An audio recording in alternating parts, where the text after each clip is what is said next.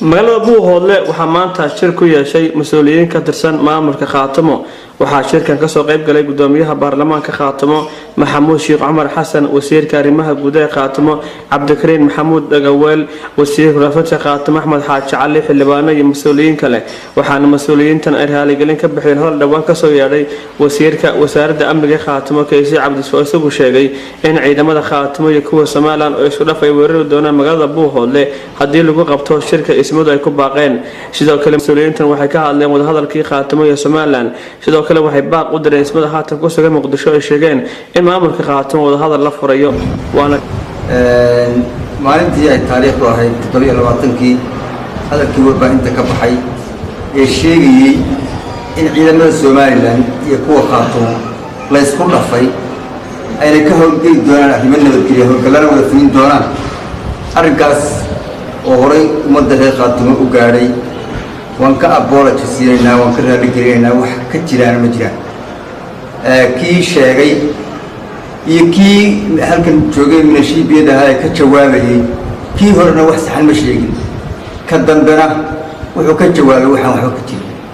waxaan caddaynaynaa mar kale oo mar labaad caddaynaynaa mar saddexaad caddaynaynaa inaanay jirin ciidamo somalilan iyo kuwo khaatamo oo la isku dhafay oo howlgalla wada samaynaya aanay jirina doonin dadka reer khaatamo ee khaatimonimada aaminsan maaha mis intii u dhawaato dhan maaha waa ka aaminsan inuu khaatimo yahay maamulka khaatimona taageersan wax kastaba aan ku kala duwanaano waxaan diyaar u nahay inaan soo dhaweyno la tashanno aan diskas-garayno wixii dan ah ee ummaddan reer khaatamo ay leedahay inaanu ka wada hadalno oo aanu ka tala qaadanno aad baanu diyaar u nahay qodobka saddexaad waxa weeye wadahadallada maamulka khaatamo iyo somalilan meesha ay marayaan ma jirno sidii ay maalintii hore aanu 10 bisha wada qabsannay ay iyagu keligood uga go'aan qaateen ee ay dib ugu dhigeen annana aan diidnay talada ay gaarka u leeyihiin ilaan dad waxaanu ahayn laba dhinac u fadhiyeen go-aanka ayagu ay qaateen dib ugu dhigeen waan diidnay waxayna waa ka raaligelin baanu ka bixinaynaa waanu ka sugaynaa meeshii ay tii hore ku mariyeen ee khaldanayd ee warbaahinta ahayd inay warbaahinta ka sii daayaan oo ay ka naga raaligeliyaan haddii aanay taasi dhicinna dee waayaheeday leedahay u marin maayo dee waxay u eg tahay waa burbudayaabay ogtay markaa laakiin annaga waxaan kula joogaynaa wadahadalkaasi inuu midho dhalo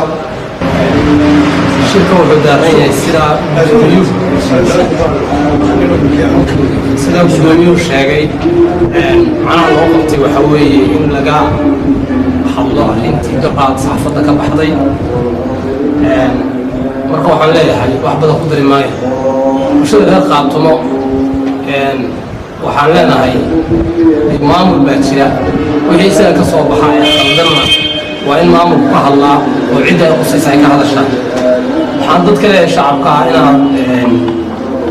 markii uu soo baxo khalkhalin ku dhaco maaha